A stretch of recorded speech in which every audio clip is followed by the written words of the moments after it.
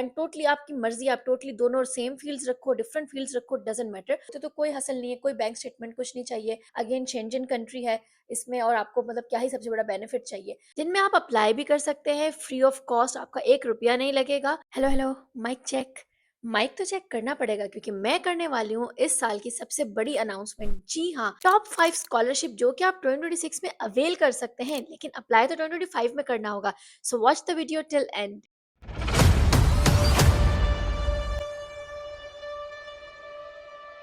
तो अगर आप भी फ्री में स्टडीज़ करना चाहते हैं एंड आप सोच रहे हैं कि भाई किन स्कॉलरशिप्स में अप्लाई करें, तो आज मैं आपको ऐसी 5 ज़बरदस्त स्कॉलरशिप्स के बारे में बताऊंगी जिनमें आप अप्लाई भी कर सकते हैं फ्री ऑफ कॉस्ट, आपका 1 रुपया नहीं लगेगा।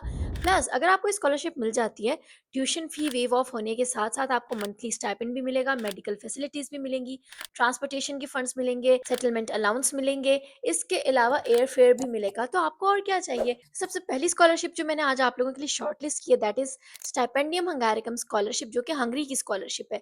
इसी के साथ इनकी एक स्कॉलरशिप होती है जो कि स्पेसिफिकली क्रिश्चियन कम्युनिटी के लिए जो पाकिस्तान में, जिसे हम कहते हैं यंग क्रिश्चियन स्कॉलरशिप। दोनों स्कॉलरशिप में कोई फर्क नहीं है, इवन पोर्टल भी एक ही होता है। लेकिन द थिंग इज कि जो यंग क्रिश्चियन स्कॉलरशिप है उसमें सिर्फ क्रिश्चियन स्टूडेंट्स ही अप्लाई कर सकते हैं, एंड ऑफ कोर्स वो उसका प्रूफ भी आपसे मांगते हैं। अदरवाइज दोनों की जो रिक्वायरमेंट्स हैं वो सेम होती हैं। तो सबसे पहले अगर हम बात करें डेडलाइन की, तो ये 15 नवंबर को हर साल ओपन होती है, यानी अब ये खुलने वाली है 15 नवंबर से, एंड 15 जनवरी को इसकी डेडलाइन होती है। अब इसमें जो ट्रिकी पार्ट होता है वो ये होता है कि आपको एचएससी वेबसाइट पे भी अप्लाई करना होता है और इनके अपने पोर्टल पे भी अप्लाई करना होता है, जिसे हम टीपीएफ पोर्टल कहते हैं। अब इसकी जो मेन रिक्वायरमेंट है कि सिलेक्शन कैसे होगा, बस अप्लाई कर दिया तो क्या हम सिलेक्ट हो गए? रुके ज़रा, सब्र करें।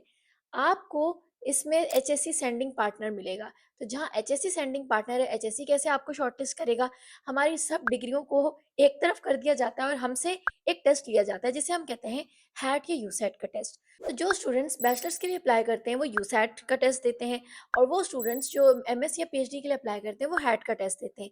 ये टेस्ट साल में काफ़ी दफ़ा होता है, हर 2 महीने बाद। जैसे इस वक्त अगर आप मेरी ये वीडियो देख रहे होंगे तो 12 अक्टूबर को ये टेस्ट कैजुअल है, देन 7 दिसंबर को, एंड देन जनवरी के एंड में। अब जब आपने दोनों पोर्टल्स पे अप्लाई कर दिया, और इन टेस्ट्स में आपके 70+ मार्क्स होना ज़रूरी है, ठीक है।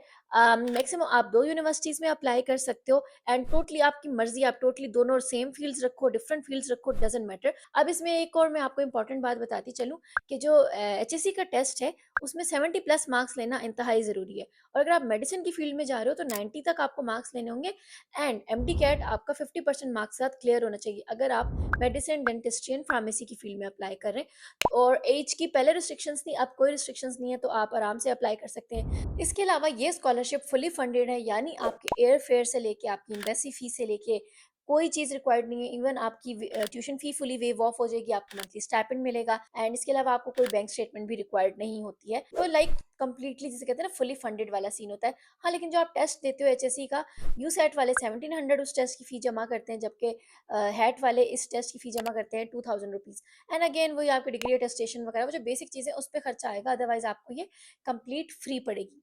फिर अगर आप शॉर्टलिस्ट हो जाते हो तो यूनिवर्सिटी आपका ऑनलाइन टेस्ट लेती है। अपनी स्टोरी अच्छे से लेटर ऑफ मोटिवेशन में बताएं, ठीक है, गैप भी एक्सेप्टेबल है, कोई बस जस्ट 50% मार्क्स साथ आप इजीली अप्लाई कर सकते हो। नंबर 2 पे हमारे पास आती है फ्रांस की आईफेल एक्सलेंस स्कॉलरशिप, जो कि हाईली प्रेस्टिजियस है। अगेन शेंजन कंट्री है इसमें, और आपको मतलब क्या ही सबसे बड़ा बेनिफिट चाहिए। Again it's going to be the fully funded scholarship, जो कि अक्टूबर में ओपन होती है और 10 जनवरी के अराउंड ये हर साल बंद हो जाती है। हाईली मेरिट बेस होती है, लेकिन it is only for MS and PhD. Bachelors unfortunately ये ऑफर नहीं करते। एंड एमएस में भी 25 to 27 की एज लिमिट होती है, एंड पीएचडी की भी 30 to 32 ईयर्स इसमें एज लिमिट होती है। इसमें आप यूनिवर्सिटी पे अप्लाई करते हो, यानी यूनिवर्सिटी से आपका एक्सेप्टेंस होना बहुत ज़्यादा ज़रूरी है, और फिर आप इनके जो पोर्टल है उस पर अप्लाई करते हैं। आपको एयर फेयर से लेके आपकी tuition fee everything will be covered. आपको मंथली अलाउंस 1000 यूरोज तक का मिलेगा, मेडिकल, हेल्थ इंश्योरेंस, सब चीज़ें आपकी इंक्लूडेड होंगी, एंड आपको कुछ एक्स्ट्रा अलाउंसेस भी मिलते हैं। अब अप्लाई कहाँ करना है? कैंपस फ्रांस पे आपने जाना है, अप्लाई करना है, यूनिवर्सिटी से एक्सेप्टेंस भी होगी। ये सारे डॉक्यूमेंट्स आपने जब दे दिए तो अप्रैल में ये आपको इसका रिजल्ट बता देते हैं। एंड वंस अगेन आइल्स की कोई रिक्वायरमेंट नहीं है। अच्छा, नेक्स्ट थर्ड नंबर पे हमारे पास स्कॉलरशिप आती है इटली की। इटली की ये स्कॉलरशिप तो इतनी मशहूर है, आप लोगों ने सबने सुना होगा, इटली की रीजनल स्कॉलरशिप्स, जिसके लिए किसी मेरिट की कोई ज़रूरत नहीं है, क्योंकि ये एक नीड बेस्ड स्कॉलरशिप है, ठीक है? आपने सिंपली क्या करना होता है, इटालियन यूनिवर्सिटीज़ में अप्लाई करना होता है। ऑलमोस्ट सारी यूनिवर्सिटीज़ इसके अंडर आती हैं, बट सारी पब्लिक यूनिवर्सिटीज़ आपने उसमें अप्लाई किया। वन्स आपने अप्लाई कर लिया, आपको पता चल गया आपका रीजन कौन-सा है, आपकी यूनिवर्सिटी कौन-सी है, देन आपने करना होता है अप्लाई रीजनल स्कॉलरशिप के लिए, जो कि जून-जुलाई में ओपन होती हैं एंड ऑलमोस्ट सितंबर तक जाती हैं। और सबकी अलग-अलग डेडलाइन्स होती हैं। डेडलाइन के मामले में बहुत ज़्यादा स्ट्रिक्ट होते हैं।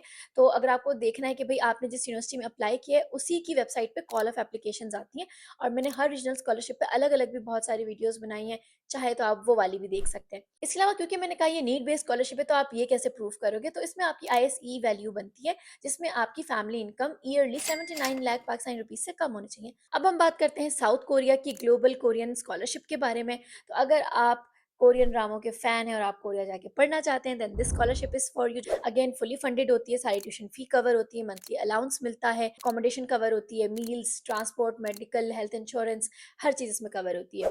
फिर इसके अलावा इसमें ये जो है ना हेल्थ को बहुत ज़्यादा मतलब इशू बनाते हैं कि आप फिजिकली फिट होने चाहिए, कोई इशू नहीं होना चाहिए, ठीक है? अब उसमें भी डिपेंड करता है कि आप लाइक ऑपरेशंस वगैरह इट्स फाइन, लेकिन आप ठीक होने चाहिए मेडिकली, जिसमें ये फिर आप एक मेडिकल फॉर्म भी इनकी वेबसाइट पे अवेलेबल होता है, जो आप उनको सबमिट करते हैं। एंड एज की रिस्ट्रिक्शन इसमें ज़रूर होती है, 25 टू 40 ईयर्स, लाइक इसमें भी डिपेंड करता है कि आप किस में, लाइक बैचलर्स, मास्टर्स, पीएचडी किस में अप्लाई करो, लेकिन मिनिमम इसमें लाइक 25 टू 40 की एज लिमिट इन्होंने दी होती है। इसके अलावा इस स्कॉलरशिप में अप्लाई करने के दो तरीके हैं, एक होता है यूनिवर्सिटी ट्रैक, एक होता है एम्बेसी ट्रैक। अगर आप कोरिया की एम्बेसी लगा के देखें तो उस पर भी पूरा प्रोसेस आ रहा होगा, कोई फ़र्क नहीं है, दोनों में से किसी भी एक पे आप कर सकते हैं। अगेन आपकी एम्बेसी फ़ी वगैरह आपने कोई नहीं देनी, and the most important thing, IELTS की कोई रिक्वायरमेंट नहीं है इस स्कॉलरशिप में भी। तो है ना अमेजिंग अपॉर्च्युनिटी। अब नेक्स्ट हम बात कर लेते हैं, नंबर 4 पे हमारे पास है चाइनीज़ गवर्नमेंट स्कॉलरशिप, जिसे हम सीएससी स्कॉलरशिप भी कहते हैं। अगेन इसमें सेंडिंग पार्टनर एचएससी है, तो आपको हैट यूसेट का टेस्ट देना है, वही रिक्वायरमेंट्स है, 70 plus marks and blah blah blah. And again आप चाइनीज़ गवर्नमेंट स्कॉलरशिप की वेबसाइट पे भी अप्लाई करेंगे, प्लस एचएससी की वेबसाइट पे भी अप्लाई करेंगे, और अगर आप मार्क्स लेते हो, आप शॉर्ट लिस्ट हो जाते हो, तो उसमें आगे फिर आपका फर्दर चलेगी प्रोसेस। अब आपका आइल्स भी इसमें रिक्वायर्ड नहीं है, गैप गैप का भी कोई इशू नहीं है, लेकिन इसमें एक चीज़ है कि ये एज का रिस्ट्रिक्शन है कि आप जैसे अगर आप बैचलर्स कर रहे हैं, तो भी आपकी लेस देन 25 ईयर्स होनी चाहिए। इस तरह से तो रिस्ट्रिक्शंस हैं। अगेन चाइनीज़ गवर्नमेंट स्कॉलरशिप भी नवंबर में ओपन होती हैं, और फेब में जाके ये क्लोज़ हो जाती हैं। इसके अलावा आपका इसमें मेरिट, हाई मेरिट होना चाहिए ऑफ कोर्स, लेकिन अगेन इन्होंने कोई मिनिमम क्राइटेरिया सेट नहीं किया हुआ कि भई कि इतने मार्क्स वाला अप्लाई कर सकता है और इतने मार्क्स वाला नहीं करेगा। आइल्स की भी कोई रिक्वायरमेंट नहीं है, और कोई भी डॉक्यूमेंट अगर आपका बना नहीं है, उसमें ये आपको टाइम देते हैं, तो आप आगे चल के इसमें वो डॉक्यूमेंट लगा देते हो, तो कोई हसल नहीं है, कोई बैंक स्टेटमेंट कुछ नहीं चाहिए। एंड हमारी आज की लास्ट स्कॉलरशिप है इरास्मस मुंडस। इरास्मस मुंडस स्कॉलरशिप हम सबको पता है कि अक्टूबर में ये ओपन होती है, एंड देन ये अराउंड फेब तक रहती है, लेकिन अगेन इसमें जिस यूनिवर्सिटी में आप अप्लाई कर रहे हो, उसकी डेडलाइन वेरी कर सकती है, तो उसका ख्याल आपने ज़रूर रखना है। एंड इरास्मस मुंडस की सबसे अच्छी बात ये है कि ये आपको यूरोपियन कंट्रीज़ में पढ़ाते हैं, शेंजन कंट्रीज़ में पढ़ाते हैं, और आपका हर सेमेस्टर एक अलग-अलग कंट्री में होता है। तो आप स एक्सप्लोर करने के साथ-साथ कल्चरल ब्लेंड को भी एन्जॉय करते हो, और आपकी स्टडीज़ भी हो जाती है, रिसर्च भी आपकी बहुत अच्छी होती है, and the most interesting part is कि ये फुली फंडेड है।